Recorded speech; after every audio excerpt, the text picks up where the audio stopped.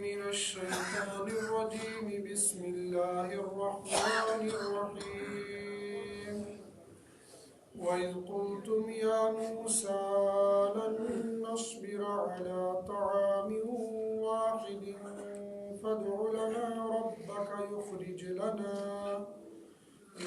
لنا مما تنبت الأرض من بقلها وقثائها وفومها وعدسها وبصلها قال تستبدلون الذي هو أدنى بالذي هو خير اهبطوا مصرا فإن لكم ما سألتم وضربت عليهم الذلة والمسكنة وباءوا بغضب من الله ذلك بأنهم كانوا يكفرون بآيات الله ويقتلون النبيين بغير الحق ذلك بما عصوا وكانوا يعتدون.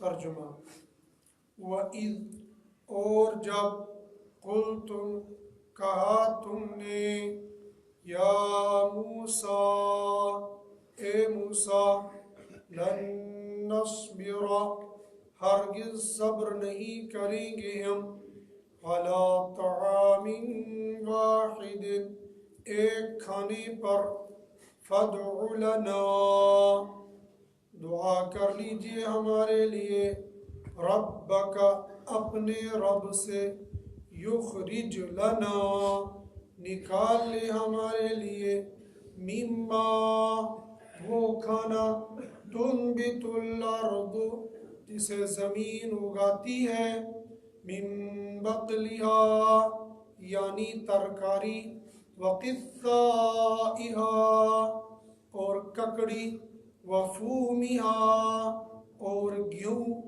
وعدسها اور مسور وبصلها اور پیاز قال کہا اتستبدلون کیا بدل دیا ہے تم نے الذی اس کھانے سے ہوا ادنا جو کم ہے بالذی اس کھانے سے ہوا خیر جو بہتر ہے اہبطوا اتر جاؤ تم مصرن شہر میں فإن لکم بلا شبہ تمہارے لیے ما وہ رزق ہے سألتم جو تم مانگتے ہو وضربت اور چھا گئی علیہم ان کے اوپر الذلت ذلت والمسکنت اور پستی وباءوا بغضب من اللہ اور گرفتار ہو گئے وہ اللہ کے غصے میں ذالک یہ بِأَنَّهُمْ اس وجہ سے کہ کانوا یکفرون انکار کرتے تھے وہ بآیات اللہ اللہ کی آیتوں کا وَيَقْتُلُونَ النَّبِيِّينَ اور قتل کرتے تھے وہ نبیوں کو بغیر الحق ناحق ذالک یہ بما اس وجہ سے عصوا نافرمانی کرتے تھے وَكَانُوا يَعْتَدُونَ اور تھے وہ حد سے گزرنے والے. یہ سورہ بقرہ کی آیت نمبر 61 ہے جس کی تلاوت اور ترجمہ ہم نے سنا. بنی اسرائیل کی زندگی کے حالات چل رہے ہیں کہ حضرت موسیٰ علیہ السلام کے ساتھ انہوں نے کیا کیا مطالبات کیے اور کیا کیا مانگیں کی. رب العالمین نے ان کی مانگوں کو ان کے مطالبے کے مطابق پورا کیا مگر پھر بھی وہ اللہ کے حکم کے سامنے پورے کے پورے نہ اترے. انہوں نے پہلے مطالبہ کیا تھا کہ ہمیں کسی گاؤں شہر میں بھیج دو. رب العالمین نے فرمایا تھا فلاں گاؤں کے اندر چلے جاؤ لیکن شرط ہے وَادْخُلُوا الْبَابَ سُجَّدًا تم قریے کے اندر گاؤں کے اندر داخل ہو جاؤ گے جھکتے ہوئے جانا. وقولوا حطۃ، اور زبان سے حطۃ بولنا. انہوں نے اس کو بدل دیا تھا، بجائے جھکنے کے سرید کے بل چلے اور بجائے حطۃ کہنے کے حنطۃ کہنے لگے. رب العالمین نے فرمایا یہ ظالم ہے، ان ظالموں کے لیے اللہ کا عذاب اترا. رجسا من السماء، آسمان سے ان کے لیے عذاب اتر گیا. پھر یہ کہنے لگے موسیٰ کھانا جیسا کیسا مل رہا ہے، اب ہمیں پانی بھی چاہیے پینے کے لیے، کچھ پیاس بجھانے کے لیے. وَإِذِ اسْتَسْقَىٰ مُوسَىٰ لِقَوْمِهِ، موسیٰ علیہ السلام نے دعا کی تو رب العالمین نے دعا کو قبول کر لیا. حکم دیا اضرب بعصاک الحجر، اپنے عصا مبارک کو پتھر پر مار دو. حضرت موسیٰ علیہ السلام نے پتھر پر اس عصا کو مارا. کل یہ بات آئی تھی کہ وہ پتھر کون سا تھا، وہ کوئی مخصوص پتھر تھا یا عام پتھر تھا. دونوں طرح کی روایات کتابوں کے اندر موجود ہیں کہ وہ ایک مخصوص پتھر تھا جو موسیٰ علیہ السلام کے ساتھ ساتھ ہوتا تھا. اور دوسری روایت یہ بھی ہے کہ جہاں پر پانی کی ضرورت پڑتی تھی جو پتھر سامنے ہوتا تھا اس پر موسیٰ علیہ السلام اپنا عصا مبارک مارتے تھے، وہاں سے چشمے نکل پڑتے تھے. اور پھر ایک یا دو چشمے نہیں بلکہ 12 قبیلے تھے تو 12 چشمے نکل جاتے. 12 عینا، 12 چشمے نکل گئے. کیوں؟ قد علم کل اناس مشربہم، ہر قوم ہر قبیلہ اپنی گھاٹ پر اپنے چشمے پر پہنچ کر اپنے چشمے کے پانی کو لے لے تاکہ وہ جھگڑا نہ کر لے. رب العالمین نے فرمایا کلوا واشربوا من رزق اللہ، کھاؤ پیو عیش کر لو لیکن ولا تعثوا فی الارض مفسدین، زمین میں فساد مت پھیلانا. معلوم یہ ہو گیا کہ ان کی فطرت کے اندر فساد پہلے سے پڑا ہوا ہے، اسی لیے یہ تب سے آج تک یہ فساد ہی کرتے ہوئے آ رہے ہیں. یہودیوں کی فطرت میں کے اندر خیر بہت کم ہے، فساد بہت زیادہ ہے. رب العالمین نے اس لیے ان پر طرح طرح کے عذاب دیے ہیں. آج کی آیات کے اندر جب ان کو من اور سلوہ آسمان سے اتر رہا تھا، من اور سلوہ کھاتے کھاتے کھاتے کہنے لگے موسیٰ اب تم اپنے خدا سے دعا کر لو. اتنے نالائق لوگ تھے. فَادْعُ لَنَا رَبَّكَ، اپنے رب سے دعا کر لو. یہ کہتے ہیں کہ چلو ہمارے رب سے دعا کر لو، تو کہنے لگے اپنے رب سے دعا کر لو. کیا دعا کرنی ہے؟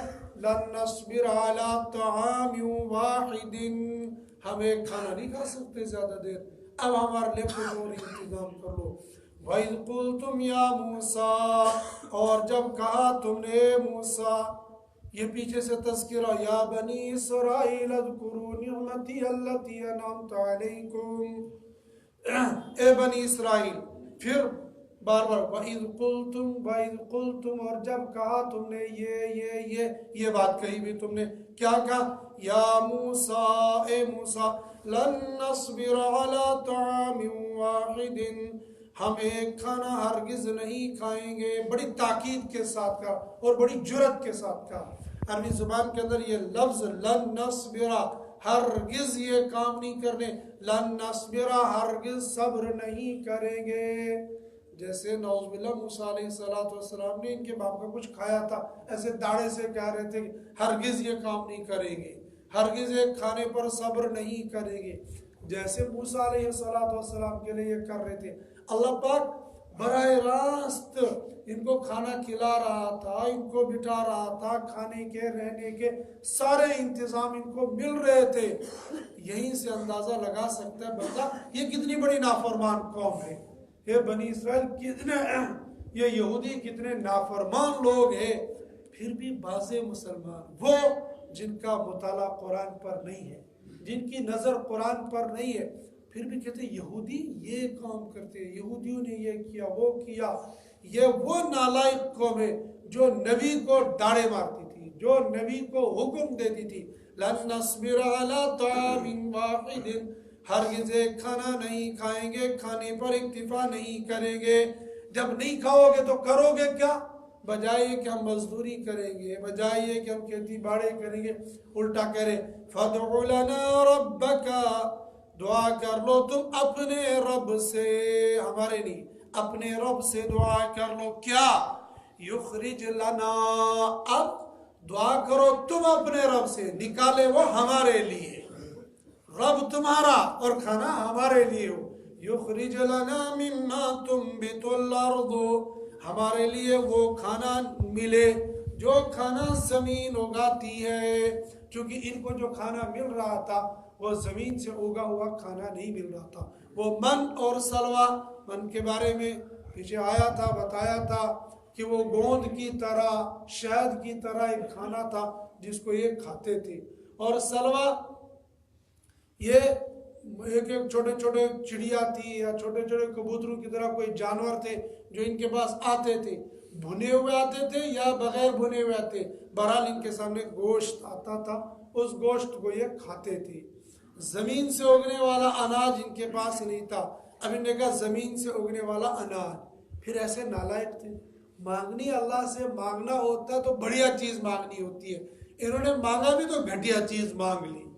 جب اللہ سے مانگنا ہی ہے پیسہ تو پھر کروڑ پتی مانگ لو، پھر کیا مانگ رہے ہو 100 روپیہ دے دے مجھے۔ جب مانگنا اللہ سے، بڑے دربار میں جاؤ تو بڑی چیز مانگ لو۔ ان نالائقوں نے بڑی چیز کو چھوڑ دیا، گوشت کو چھوڑ دیا، دال پر آ گئے۔ کھانے کا سردار ہے گوشت، ان نے گوشت کو چھوڑ دیا کہ ہمیں دال دو۔ کیا مانگا انہوں نے؟ من بقلها، ہمیں سبزی دی جائے، ترکاری دے دی جائے، مان لو کرمیاک دمن اس گیس واڑیون ہاک ہویا سو، اب ہمیں گوشت کی ضرورت نہیں ہے۔ وَقِثَّائِهَا، اور ککڑی چاہیے، یہ بھی زمین کی چیز ہے۔ وَفُومِهَا، اور گیہوں چاہیے، گیہوں کو کیا کرتے؟ گیہوں کا آٹا چاہیے ان کو، گیہوں کی روٹیاں چاہیے۔ وَعَدَسِهَا، کتنے گھٹیا لوگ تھے، اور مسور کی دال دے دو ہمیں۔ ہمارے مدرسے والے بچے کہتے ہیں بس ہمیشہ مسور کی دال کھلاؤ، گوشت بھی تو کھلا دو کبھی کبھی۔ تو گوشت کھانے کے اندر اعلیٰ قسم، اعلیٰ کھانا ہے یہ، ان کو گوشت ملتا تھا، وہی پکا پکایا، بھنا بنایا، اور گوشت میں بھی ورائٹی ہے، وہ کشمیری سے پوچھنی چاہیے، ایک گوشت کی ایک ران کو 15 ورائٹی بنا دی، اسی کو وازوان بنا دیا۔ یہ جانتا تھا گوشت کیا چیز ہے، ابھی انہوں نے کہا گوشت نہیں چاہیے ہمیں تو مسور کی دال دے دو۔ وَفُومِهَا وَعَدَسِهَا، اور مسور دے دو، وَبَصَلِهَا، اور پیاز دے دو۔ جس پیاز کو کھانے سے ہمیں کہا کہ پیاز کھا کر مسجد میں نہ ہو، لیکن یہ تھے ایسے نالائق قوم، ان کو میرے رب نے کہا تو پورے ہفتے شکار کرو، جو مرضی وہ کرنا، سنیچر کو تم شکار مت کر لینا۔ نالائق سنیچر کے دن شکار کرنے کے لیے جانے لگے، جیسے ہمارے لیے جمعہ معزز اور محترم ہے، ان کے لیے سنیچر تھا، اور عیسائیوں کے لیے اتوار تھا، تو انہوں نے این اسی دن کام کرنا۔ پھر چالاکی دکھاتے، چالاکی دکھانی ہے بندے کو، بندہ چالاکی کے قبضے میں نہیں آتا، اللہ کہاں تمہاری چالاکیوں کے قبضے میں آئے گا۔ وہ کہتے تھے، وہ جمعے کی شام کو جال بچھا دیتے تھے، کہتے ہمیں سنیچر کو تو چونکہ شکار کرنا نہیں ہے تو جمعے کی شام کو جال ڈال دیتے تھے، تو سنیچر کو خود بخود مچھلی جال کے اندر پھنس جاتی تھی، اور سنیچر کی شام کو آ کر اٹھا کر لاتے تھے، چھوڑتے وہ ایک دن بھی نہیں تھی۔ اس دن بھی یہ کم اکھڑ قوم تھی، نالائق قوم تھی۔ وَعَدَسِهَا وَبَصَلِهَا، اور مسور دے دو اور پیاز دے دو۔ میرے اللہ نے موسیٰ علیہ السلام کی زبانی فرمایا، قال، کہا انہوں نے، کس نے کہا؟ یہ مقولہ اللہ کا بھی ہو سکتا اور موسیٰ علیہ السلام کا بھی۔ أَتَسْتَبْدِلُونَ الَّذِي هُوَ أَدْنَى بِالَّذِي هُوَ خَيْرٌ، مطلب یہ نکلا کہ صرف کشمیری نے یہ نہیں کہا کہ گوشت ہونا چاہیے، گوشت کھانے کا سردار ہے، میرا اللہ یہ کہہ رہا ہے ارے دال کے مقابلے میں گوشت بڑھیا ہے، تم نے گھٹیا کو پسند کر دیا اور اعلیٰ کو چھوڑ دیا۔ أَتَسْتَبْدِلُونَ الَّذِي هُوَ أَدْنَى بِالَّذِي هُوَ خَيْرٌ، وہ کھانا بہتر تھا، بہتر کو تم نے چھوڑ دیا، اور دال یہ گھٹیا کھانا تھی، اس کھانا کو تم نے لے لیا، بدل دیا اس کو۔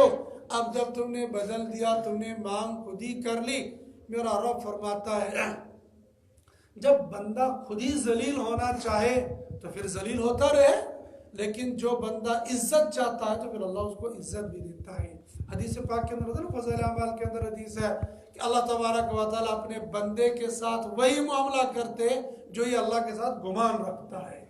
بندہ اللہ کے ساتھ گمان رکھے گا مجھے اتنا ملنا ہے، اتنا کوٹی، دنیا میں بھی عیش آخرت میں بھی عیش، تو اگر دنیا میں عیش نہیں تو آخرت میں تو ضرور عیش کرے گا۔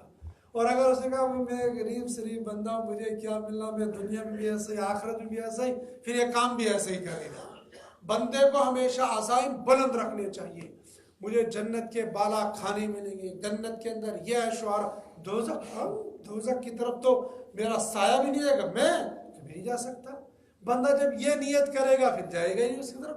اور دنیاوی اعتبار سے بھی دنیا میں پھنسنے کے لیے نہیں، دنیا کی زندگی بھی گزارنی ہے، ٹھاٹ سے گزارے بندہ، عیش آرام سے گزارے۔ اللہ جب دے گا عیش آرام تو پھر ذلت میں کیوں گزارنی ہے؟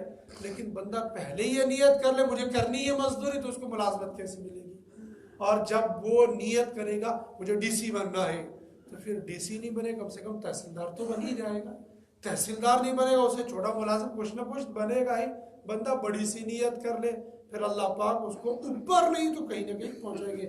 جو بندہ نیت کرے گا وہ مل جاتا ہے۔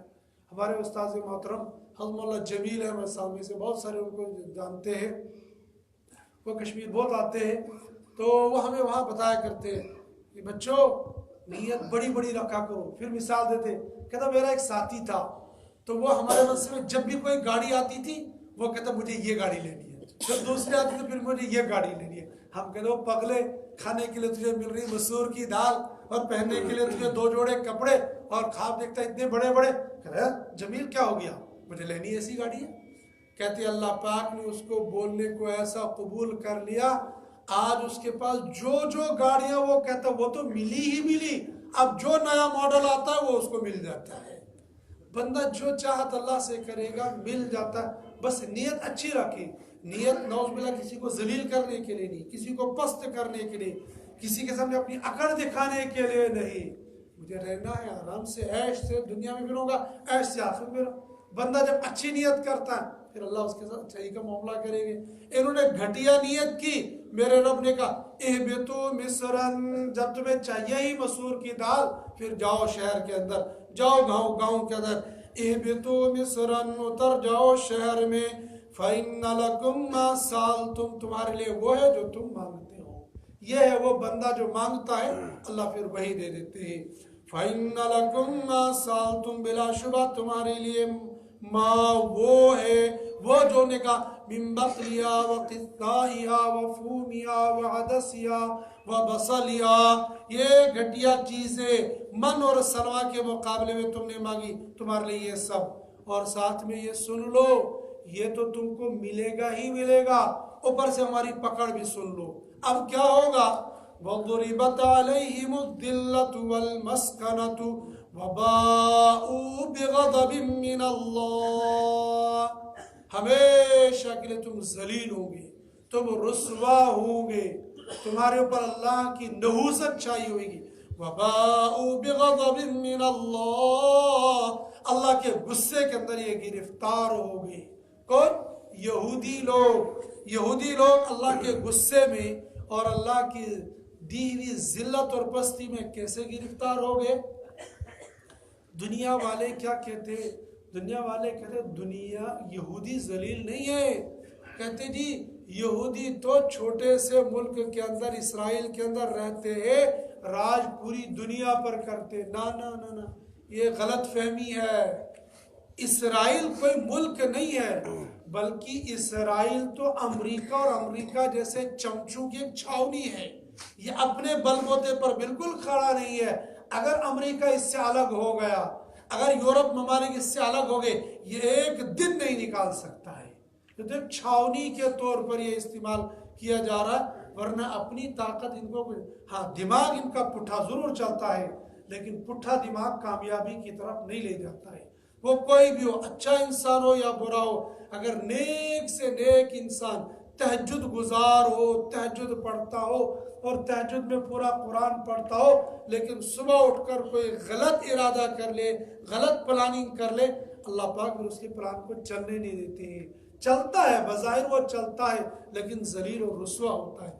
یہی حال اسرائیل کا ہے، دماغ ان کا پٹھا چلتا ہے لیکن ان کی پشت پر جب تک امریکہ اور امریکہ جیسے ملک جن کو اپنے مفاد ہے، یہاں سے جن کو اپنا فائدہ یہاں سے لینا ہے، تو جب تک یہ فائدہ لیتے رہیں گے تب تک پشت پناہی کرتے رہیں گے۔ جس دن انہوں نے پشت پناہی ہٹا دی اسی دن اسرائیل کا ستیہ ناش ہو جائے گا۔ اسی لیے تو امریکہ کبھی یہ بیان دیتا ہے، کبھی یہ بیان دیتا ہے، چونکہ اس کو اس کی ضرورت ہے اور وہ یہ جانتا ہے کہ اسرائیل کے ساتھ فلسطین کتنا چاہے مسلم قوم کو دبا لیں یہ لوگ، جہاں حکومتیں وہ تو ہے ہی، جہاں حکومتیں نہیں ہیں، جہاں محتاج ہے، جہاں انسان بالکل کھلے خالی ہاتھ ہے، اللہ پاک نے تو مسلمانوں کے ہاتھوں بڑی بڑی حکومتوں کو لوہے کے چنے چلوا دیے۔ شاید آپ سمجھ گئے ہوں گے میں کیا کہنا چاہ رہا ہوں۔ تو جہاں خالی ہاتھوں سے مسلمانوں سے ایک نعرہ لگتا ہے، نعرہ تکبیر، اللہ اکبر، وہ ان کے ایٹم بم اور ان کی توپیں، ان کی مشین گنیں وہ ساری فیل ہو جاتی ہے۔ پتہ نہیں کون سا اٹھا کے دفعہ مسلمان کی زبان پر کلمہ ہے، اس کلمے کے بول پر جب اللہ کا نام لیتا ہے وہ ستیہ ناش ہو جاتا ہے۔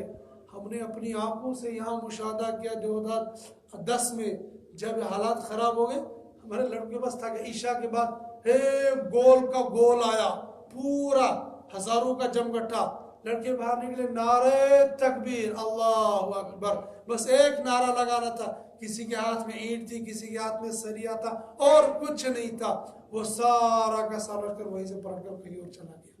یہ اللہ کے کلمے میں، یہ ایمان میں اللہ نے یہ طاقت رکھی ہے۔ وہ یہ جانتے ہیں کہ مسلمانوں کو دل اور جان سے، جیسے ان کو کعبۃ اللہ پیارا ہے، جیسے ان کو مسجد نبوی پیاری ہے، ایسے ان کو مسجد اقصیٰ بھی پیاری ہے۔ اب یہ چاروں طرف سے ان کو گھیرے ہوئے ہیں کہ اگر مسلمان یہاں پر آ گئے اور فلسطین کے مسلمانوں کو چھوٹ مل گئی تو ایک دن میں ستیہ ناش کر دے گی ان لوگوں کا۔ لیکن چونکہ ابھی تک یہ چھاونی بنائے ہوئے ہیں، اس لیے ان کو ڈر لگ رہا ہے کہ اسرائیل کو اللہ نے ان کے اوپر ذلت چھائی ہوئی ہے۔ دوسرا مطلب مظہری اور قرطبی وغیرہ نے یہ بیان کیا ہے کہ ان کی شکلوں کو دیکھ لو کہ اللہ پاک نے ان کو سب کچھ دیتے ہوئے بھی ان کی شکلیں ایسی ہیں جیسے یہ کسی تندور سے نکالے ہوئے ہیں۔ تندور سے نکالے گا، کالے نہیں ہے تو یہ گورے، لیکن شکل ان کی پچکی ہوئی، جیسے وہ سوکھا ہوا چھوارا ہوتا ہے، ان کے مرد و زن کا حال یہی ہے، ایسے پچکے ہوئے چھوارے کی طرح ہے۔ دوسرا، ان کے دلوں کے اندر اللہ پاک نے مال کی ہرس ڈالی ہوئی ہے، یہ مال کے اتنے حریص ہیں اور اندر کے ڈرپوک ہیں کہ اندر سے یہ ڈرتے ہیں، ظاہر میں ان کو صرف مال ہی مال چاہیے۔ یہ ذلت اور پستی اللہ پاک نے ان کو ڈال دیے، یہ قیامت تک یہ کبھی ان کو یہ ذلت اور پستی نکلے گی نہیں۔ ہاں کچھ دنوں کے لیے ان کے پاس پورا اقتدار آ جائے گا، لیکن وہ قرب قیامت میں آئے گا صرف 40 دن کے لیے، اور وہ 40 دن وہ ہوں گے جب دجال آ جائے گا، اور دجال چونکہ ان کے ساتھ مل جائے گا، یہ دجال کے ساتھ مل جائیں گے، یہ 40 دن تک پوری دنیا کے اندر ادھام مچا دیں گے، ایسا لگے گا جیسے پوری دنیا کے اندر یہ چھا گئے۔ لیکن جو ہی حضرت عیسیٰ علیہ السلام آئیں گے اور ان یہودیوں کو قتل کرنے کے لیے ہر مسلمان نکلے گا، اگر یہ کسی پتھر کے پیچھے ہوں گے یہ پتھر آواز دے گا، مسلمان آ جا، میرے پیچھے یہودی چھپا ہوا ہے، اس کو قتل کر دے۔ ایک درخت ہے پوری دنیا کے اندر، برگد کا درخت، یہ ان کو پناہ دے دے گا، لیکن پناہ بھی وقتی ہوگی، مستقل ان کو پناہ نہیں ملے گی۔ اس لیے جو لوگ اسرائیل جاتے آتے دکھاتے نہیں ہیں، لیکن جو لوگ وہاں گئے ہیں، تجزیہ نگاروں نے اور دنیا دیکھنے والوں نے یہ کہا ہے، یہ لکھا ہے کہ یہ لوگ اسرائیل کے اندر برگد کے پیڑ بہت زیادہ لگا رہے ہیں۔ یہاں سے معلوم ہو کہ ان کو پتہ ہے ہمیں ذلیل و رسوا ہونا ہی ہونا ہے، یا اپنے بچاؤ کے لیے یہ سب کچھ کر رہے ہیں۔ نہتے مسلمانوں نے ان کو لوہے کے چنے چبانے پر مجبور کر دیا، جب پوری دنیا پر حضرت عیسیٰ علیہ السلام اور حضرت مہدی رضی اللہ تعالیٰ عنہ حکومت کرنے کے لیے آ جائیں گے، کیا یہ بچ جائیں گے؟ کوئی غیر ایمان والا نہیں بچے گا، نہ یہودی بچے گا، نہ عیسائی بچے گا، نہ مجوسی بچے گا، نہ ہنو، کوئی بھی نہیں بچے گا۔ پوری دنیا کے اندر ایمان ہی ایمان ہوگا، اسلام ہی اسلام کا بول بالا ہوگا۔ لیکن وقتی طور پر چونکہ یہ اپنی اکڑ دکھا رہے، ذلت پھر بھی ان کے اوپر چھائی ہوئی ہے۔ اللہ رب العزت فرماتے وَضُرِبَتْ عَلَيْهِمُ الذِّلَّةُ وَالْمَسْكَنَةُ وَبَاءُوا بِغَضَبٍ مِّنَ اللَّهِ۔ کیوں ایسا ان کے اوپر ذلت کیوں چھائی ہوئی ہے؟ رب العالمین نے دو باتیں بیان کی، نافرمانی تو ہے یہ، اس کی کچھ تفسیر۔ ذَلِكَ بِأَنَّهُمْ كَانُوا يَكْفُرُونَ بِآيَاتِ اللَّهِ، پہلی وجہ یہ ہے کہ انہوں نے اللہ کی آیتوں کا انکار کیا، قرآن کا انکار کیا، تورات کا انکار کیا۔ تورات میں جو جو ان کو کہا گیا تھا جاؤ عمالقہ سے لڑو پھر تمہیں ملک شام واپس مل جائے گا، وہ تمہارا ہی ملک ہے، ان کا نہیں ہے، جاؤ لڑو، لیکن انکار کیا۔ کہنے لگے اذهب انت وربك فقاتلا انها هنا قاعدون، تم اور تمہارا خدا جاؤ لڑ کے آ جاؤ، ہم یہی انتظار کر رہے ہیں۔ یہ تو تورات میں ان کو حکم ملا تھا، قرآن نے جو جو حکم دیا اس کا بھی انہوں نے انکار کیا۔ اور آگے کیا کہا، آگے کیا انہوں نے کیا، وَيَقْتُلُونَ النَّبِيِّينَ بِغَيْرِ الْحَقِّ، اور نبیوں کو ناحق قتل کیا۔ نبیوں کا قتل تو ناحق ہی ہوتا ہے، نبی کو قتل نعوذ باللہ نعوذ الحق پر ہو ہی نہیں سکتا۔ یہ نبی تو معصوم ہے، نبی تو من جانب اللہ ہے، لیکن ان کو اور ذلیل کرنے کے لیے اللہ پاک نے کہا۔ مظہری نے لکھا ہے قریب 70 نبیوں کو ان یہودیوں نے قتل کیا ہے۔ تو جن لوگوں نے نبیوں کو قتل کیا ہو تو اللہ پاک ان کو یوں ہی چھوڑیں گے؟ اللہ کے نبی صلی اللہ علیہ وسلم نے فرمایا من آذا ولی، اور یہ اللہ کا حدیث قدسی ہے، من آذا ولیا فقد اذنت له للحرب، جس نے میرے کسی ولی کو تکلیف پہنچائی میری طرف سے اس کے لیے اعلان جنگ ہے۔ اور اعلان جنگ کا مطلب کیا ہوتا ہے؟ اعلان جنگ کا مطلب نہیں اللہ لاٹھی لے کر آئیں گے، اللہ مشین گن لے کر آئیں گے، اللہ تلوار لے کر آئیں گے، نہیں نہیں۔ اللہ کے ساتھ جب بندہ دشمنی کرتا ہے تو پھر اللہ پاک اس اپنے دشمن سے ایمان چھین لیتے ہیں، اور ایمان چھین کر وہ دوزخ میں ہمیشہ کے لیے جائے گا۔ ایک بندہ تھا جو کھڑے ہو کر سیدنا امام اعظم رحمۃ اللہ علیہ رحمۃ واسعہ کی گستاخی کر رہا تھا، گندے گندے الفاظ بول رہا تھا۔ ایک مولانا پاس بیٹھے ہوئے تھے اس کے، تو کسی نے کہا کہ بھائی یہ جو بول رہا ہے، جو بکواس کر رہا ہے، مجھے اس کے ایمان کے بارے میں خطرہ لگ رہا ہے کہ یہ ایمان پر سلامت نہیں رہے گا۔ تو اس نے کہا تو کون سا کوئی وہ آ گیا پیشن گوئی دینے والا یا کوئی نعوذ باللہ تو نبی آ گئے تو بتا رہا؟ کہا میں نبی بھی نہیں ہوں، میں تو اپنے آپ کو نیک بھی نہیں سمجھتا، لیکن اللہ کے نبی صلی اللہ علیہ وسلم کی باتوں پر پورا یقین رکھتا ہوں۔ میرے نبی نے فرمایا، حدیث قدسی ہے، من آذا ولیا فقد اذنت له للحرب۔ کچھ ہی دنوں، کچھ مہینوں کے بعد سنا وہ بندہ قادیانی ہو گیا، اللہ پاک نے اس کا ایمان چھین لیا۔ اللہ کے ولیوں کو بھی تکلیف دینا، علماء کو گالیاں دے دینا، یا اپنے دل کے اندر قدورت رکھنا، یا زبان پر کوئی گندا لفظ استعمال کر لینا، اس سے اپنے ایمان کا خطرہ ہوتا ہے۔ جو نیک لوگ ہوتے ہیں ان کا کچھ بھی نہیں بگڑتا ہے، آپ میں چاہے ہم نعوذ باللہ کتنی گالیاں دیں، کتنی بکواس ہم کر لیں، نعوذ باللہ نعوذ باللہ، اللہ بچائے کسی بھی ولی اور کسی بھی عالم کی شان میں گستاخی کرنے سے۔ کوئی کچھ بھی کر لے اس کا تو کچھ نہیں بگڑے گا، لیکن یہ جو گستاخی کرنے والا ہوتا ہے اس کا ایمان چھن جاتا ہے۔ پھر جن لوگوں نے نبیوں کو ہی قتل کر دیا ہو تو پھر اللہ پاک ان کو کیسے ذلیل کرے گی؟ اللہ پاک فرماتے ہیں ایک تو ان نے آیتوں کا انکار کیا، دوسرا انہیں نبیوں کو قتل کیا۔ اللہ پاک فرماتے ہیں ذالک بما عصوا، یہ برابر نافرمانی کرتے رہے، وکانوا یعتدون، اور ان نافرمانی کرنے کے بعد اگر توبہ کر لیتی وہ نہیں کیا، کانوا یعتدون، یہ ان نافرمانیوں سے میں حد سے گزر گئی۔ نافرمانی، غلطی، کوتاہی، گناہ ہو جانا یہ کوئی بڑی بات نہیں ہے، یہ کوئی غلط نہیں ہے۔ غلط تو ہے لیکن یہ ہے کہ انسان ہے، اس سے تو ہو ہی جانا ہے۔ فرشتہ یہ ہے نہیں کہ اس سے غلطی ہی نہ ہو جائے، نبی یہ ہو ہی نہیں، یہ معصوم عن الخطا انسان ہے۔ انسان سے غلطی، بھول چوک ہونا یہ تو ہے ہی۔ اور پھر ہم جیسے انسان جس ماحول میں ہم رہ رہے نہ، چاروں طرف سے گناہ ہی گناہ ہے۔ لیکن گناہ ہونے کے بعد بندہ گناہ پر ڈٹے نہیں، بلکہ گناہ ہونے کے بعد فوراً اللہ کے سامنے توبہ کر لے، بس اللہ معاف کر دیں گے۔ رب لا تقنطوا من رحمت اللہ ان اللہ یغفر الذنوب جميعا۔ ایک گناہ کو نہیں معاف کروں گا، دو نہیں، جميعا، جتنے تم نے گناہ کیے ہیں وہ سب معاف کر لوں گا۔ لیکن بندہ جب گناہ پر ڈٹ جاتا ہے پھر اللہ کی طرف سے ذلت آ جاتی ہے۔ وَكَانُوا يَعْتَدُونَ، یہ گناہوں سے توبہ نہیں، یہ گناہوں میں حد سے گزرنے والے تھے، حد سے آگے بڑھنے والے تھے۔ اللہ پاک اپنی نافرمانی سے میری آپ کی حفاظت فرمائے اور اطاعت اور فرمانبرداری والے کام کرنے کی توفیق عطا فرمائے۔ وآخر دعوانا